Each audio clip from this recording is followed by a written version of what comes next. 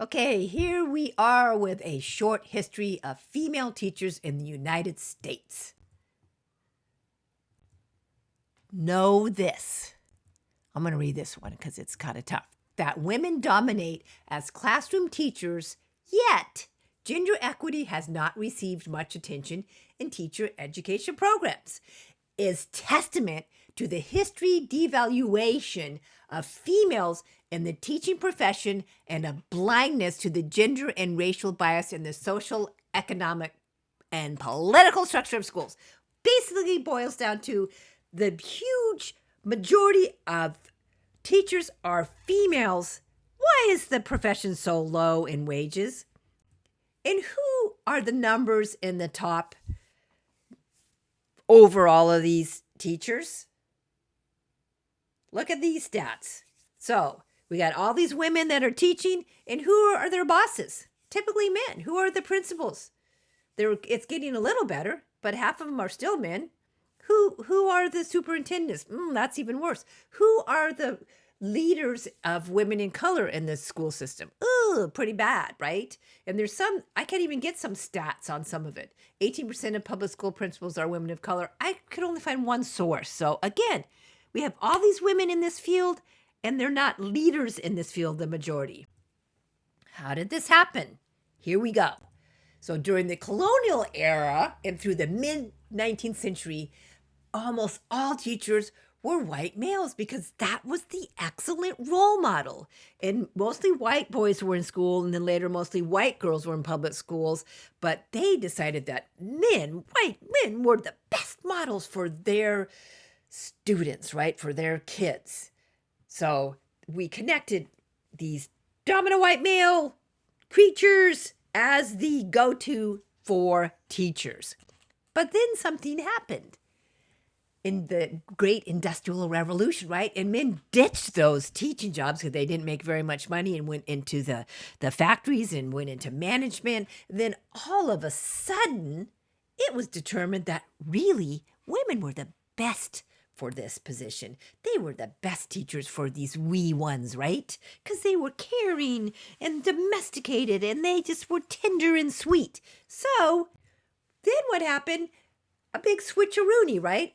All the men vacated teaching positions, and we determined that women were actually the real deal, and that's what happened. By the 1850s, most of the teachers in the United States were women. So we call this the feminization of teaching, because we just decided, even though just not that long ago men were the best role models, right? But they ditched it for better stuff, and now women were the best role models for children because they were just so full, right? And this also is linked up to nursing fields and social work. The idea that women can do these jobs better because of their natural abilities, right? For empathy and caring and all of that. And then what we get is so low wages with all this. It's all hooked up. So that was part of the beginning of the end, right? We already talked about how the plow was the beginning of the end, in my eyes anyway, that there was a time when women were bold and wonderful and equal movers and shakers and movers of making their world a better place and bringing home the bacon and all that, right? But then the plow came along, and all of a sudden we just determined that women's natural abilities were in the home.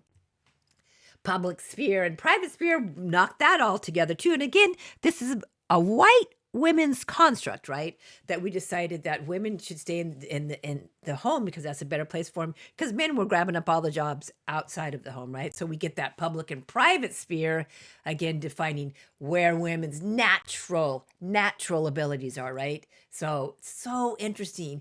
And then I say the third nail in the coffin is this caretaking occupations, and teachers fits right into that. Don't you think? I just kind of stumbled upon this whole idea of like, what happened? How did we get so unequal? And I'm thinking it's the plow and the public sphere, private sphere, and these like homekeeping kind of occupations, right? And teachers just fill the bill with that. Just fill the bill. So again, it's women's work. This is part of women's work. So 3 strikes: the plow, public, private, and domestic occupations. You're out. Because here's what one woman determined when the men started ditching the teaching field way back when, is that, hey, we can get women to do this for so much cheaper, right? So all of a sudden, it was such an ideal place for women to be.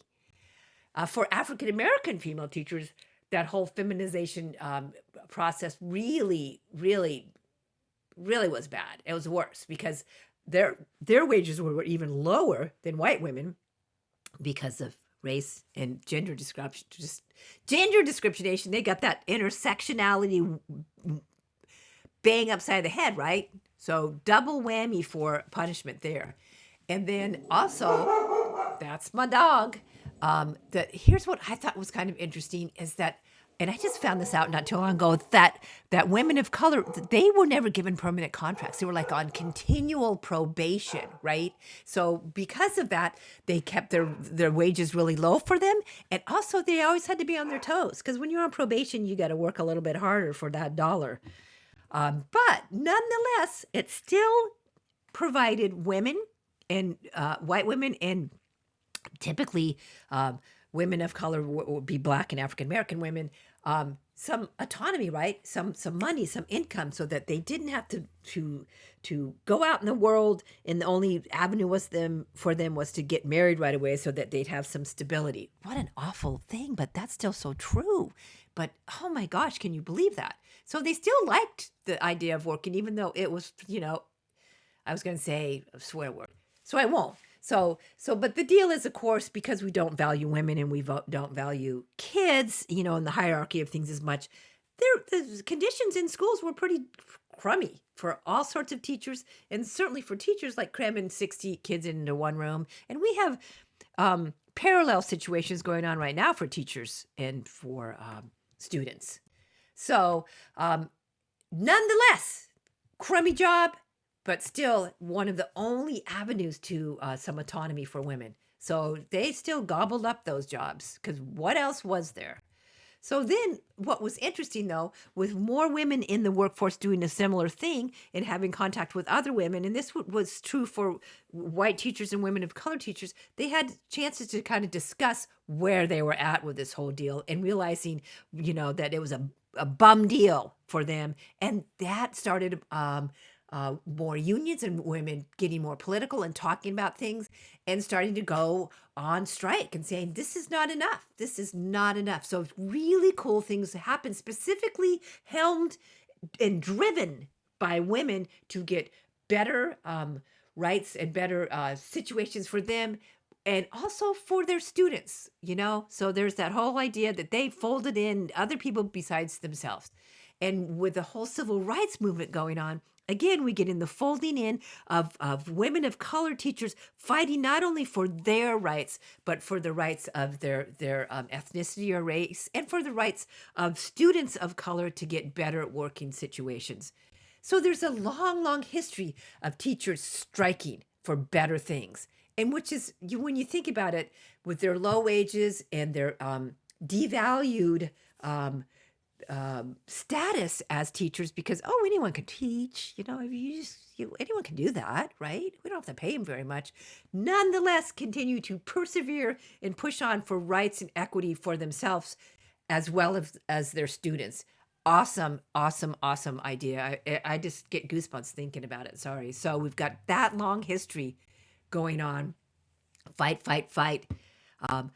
Nonetheless, when we look at what's going on, we see a lot of women of color leaving the industry. First, of course, because of low wages, but you gotta know it's because of lack of representation of teachers of color in the field, ongoing discrimination, lack of advancement, all the things we talk about. That's good reasons to get out of there.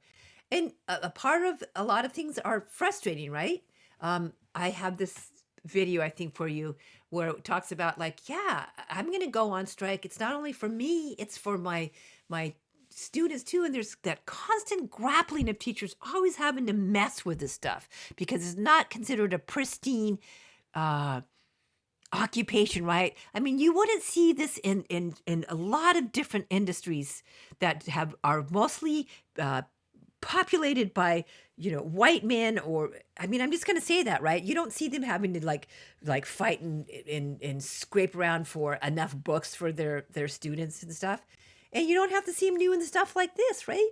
Like shocking stuff. This teacher has a master's degree, all this experience, has extra jobs. There's a video that you'll see that extra jobs because she can't support herself on a teacher's salary.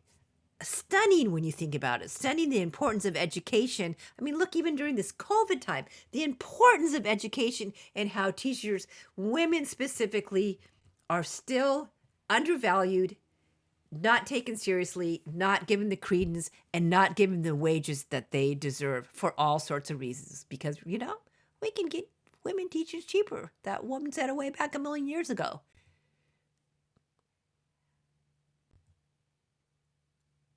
And the beat goes on with this, right? It does. Lots more to do with this, for sure. This is my short version of where we're at. This was the third nail in the coffin, as far as I'm concerned, in terms of equity for women. The undervaluing of females as teachers, as evidenced by their working conditions, their wages, their lack of representation and reflection in their workforce, and the hierarchy that doesn't necessarily put them at the top to do the job that they so rightfully and wonderfully can do. The end. Thanks for listening.